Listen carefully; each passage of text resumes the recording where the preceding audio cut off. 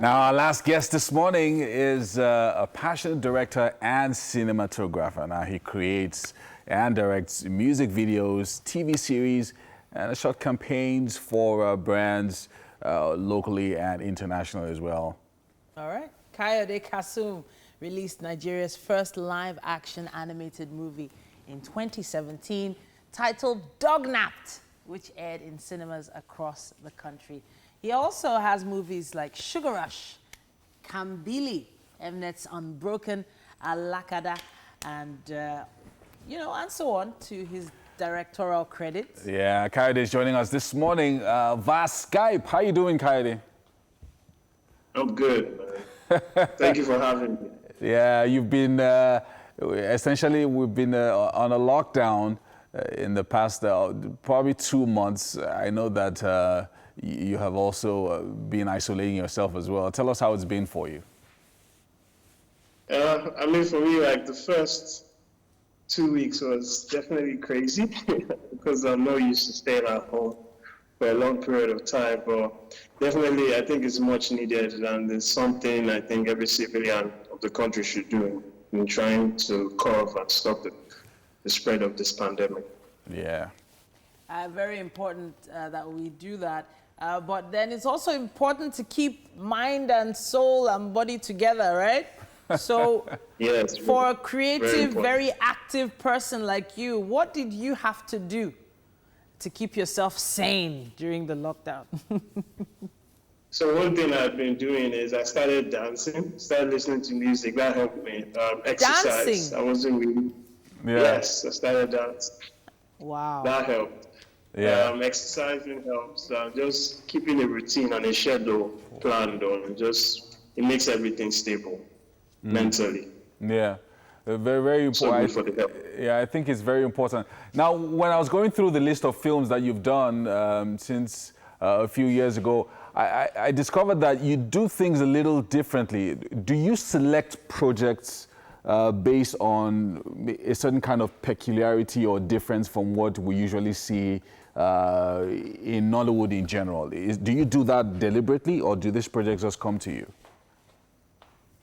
I don't select projects. So as a project come, I just have a different creative approach to interpreting every material that I get. I just find a creative way to tell the stories differently. I do have this motto and principle that storytelling should also be a discovery, should be visually appealing. So because of my cinematography background, that helps me in planning out the looks of each project that I work on. I was just checking out your page now. I noted that you also pick some actors that have a different type of flair. Not all of them are huge stars. So what is it that you look out for when directing your actors? I look out for actors that personally help, that I think that personally fits the character that we're looking for. Yes, actors that are easy to work with, actors that I do try before I move to set. I do try to have a personal relationship with the actors because I think at the end of the day that kind of relates into the final result. So like one of the things I really do look for is if I see this actor in my everyday life, would they fit this character that I'm looking for?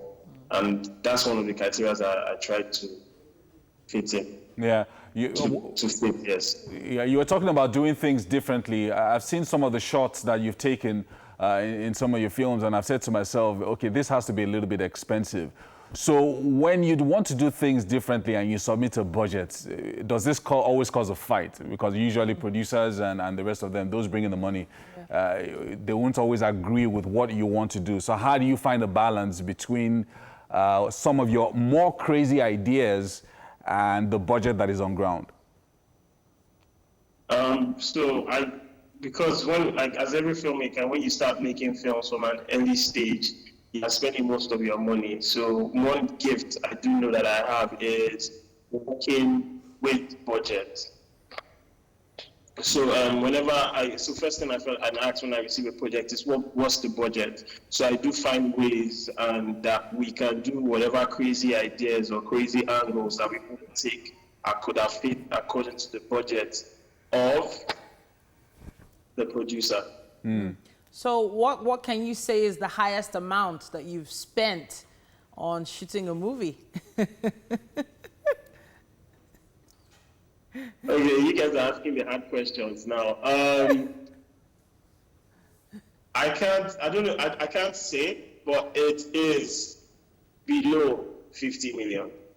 Below 50 million? Below 50 million. Wow, really? Yes, I have not crossed the 50 million cap yet. Okay, you haven't crossed the 50 million cap. Okay, so yeah, at least we know where the cap is. So exactly. So it could be 49.5 or something.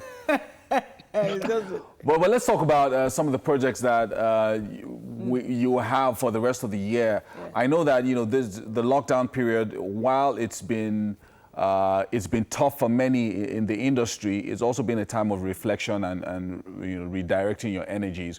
So what projects are you looking at for the rest of the year, till December?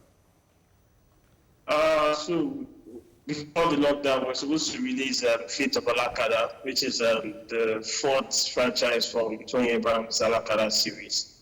We're expecting that to come out. We have a film that I produced along with my friend Absola Yusuf titled This Lady Cry, features Bisola Yola and Efraim Iwara. Then we have Kambili.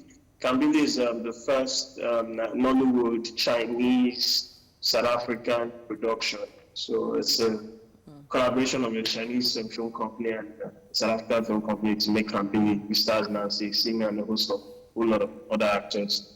We do intend to release these films and release dates for this project immediately the cinemas are allowed to be open.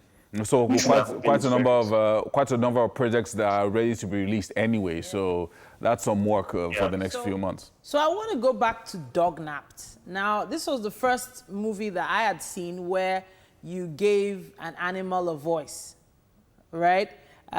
Basically like a Dr. Dolittle kind of movie where, you're interacting with animals. Now, working with animals anywhere in the world is hard.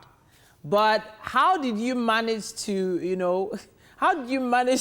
get them to do what you needed on set? I don't know, it's just mind-boggling to me.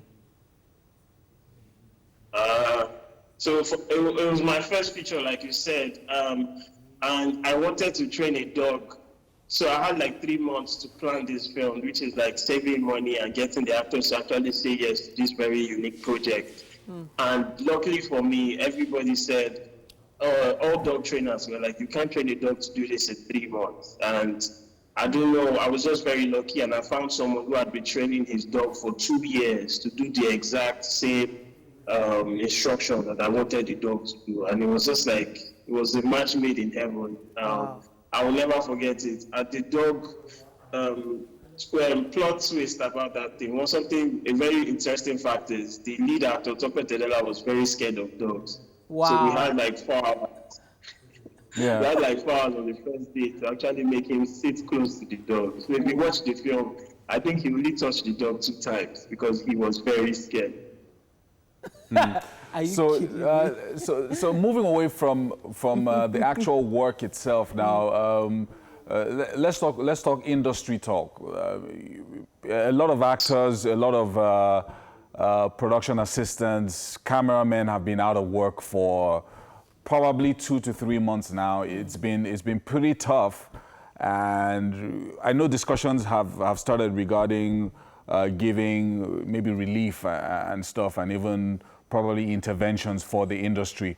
What would be your recommendation to, say, the government and maybe the CBN and any of these guys about supporting Nollywood during this period, especially if as Nigeria goes into a recession after this? I think one way that would really help the industry is if the government can help us get COVID tests.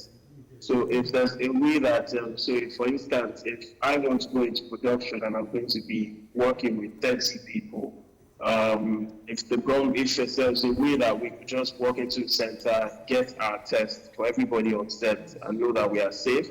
I also think that as industry professionals, producers especially, this is the time, the world is changing, people are adjusting, people are working from home. I also think this is also a time for us to adjust and create new techniques in which we can tell story. How can we work with the limits of having just 20 people, because of social distancing, having 20 people on set? I think it's going to be a big adjustment, but I think it will work.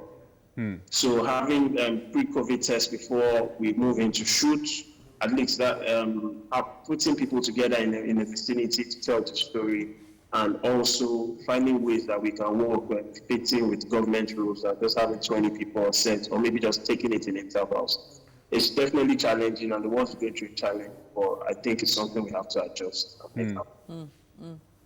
All right. Now, it's very important to stay safe on a set, but there are some sets that, especially when you have, scenes with intimate sessions, tight discussions. Have you thought about how you're going to shoot these kinds of scenes from now on, especially with the fear of COVID out there? Yes, we've thought about it. I was actually joking with some colleagues yesterday. I was like, man, if you're shooting a film, no actors are going to want to kiss each other anymore on set. But like I said,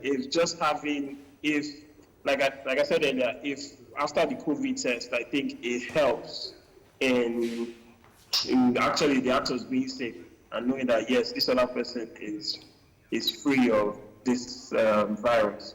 But also, I think there are other ways that as human beings that we can interact with each other and show emotion and show passion without having to kiss or actually touch. It can happen in dialogue, in mannerisms, and it's a challenge, and I guess we are all figuring this out. There's no manual to going through this. It's just being very patient, just being very patient, being disciplined with the rules that the government and health officials have set, and we can make it happen. We can all pull through this. Yeah, very important. I mean, as we round off now, I know that you've also worked with a number of crazy actors, Tony Abraham and the rest of them. So what's it like sometimes, especially when you're doing a comedy? Is it always extremely crazy on set? How do you ensure that you maintain discipline, even though you're working with comedians and people who are just not normal like every other person?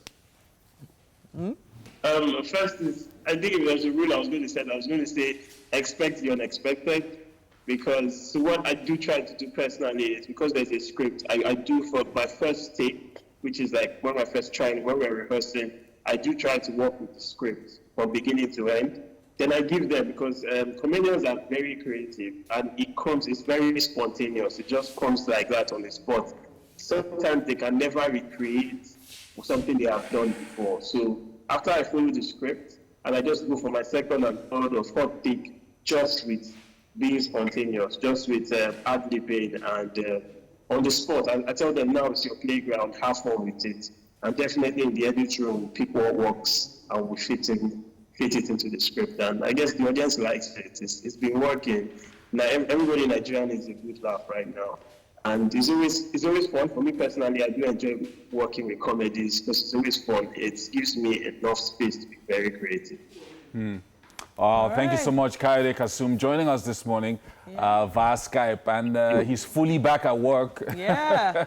And that movie looks like it's going to be really, really good. Yeah. I have to say, The Fate of Alakada. Can't wait to see it myself. Well done, man. Well done. We'll talk to you soon. Thank you for having me. Thank you. All right. It's been a great show today. That set must have been really energetic. Look at the Yes, people with that. I don't know. It must be a lot of work doing that, and everything's changing. But what remains the same is that we'll be here 6 a.m. tomorrow morning. Yes, indeed. A big thank you to all our guests for joining us on the show today. Yeah. Everyone joining us via Skype and doing a great job as we ease back into reality and into normal everyday life. We're going to be back tomorrow once again at 6 a.m. Have a great day, y'all. Bye.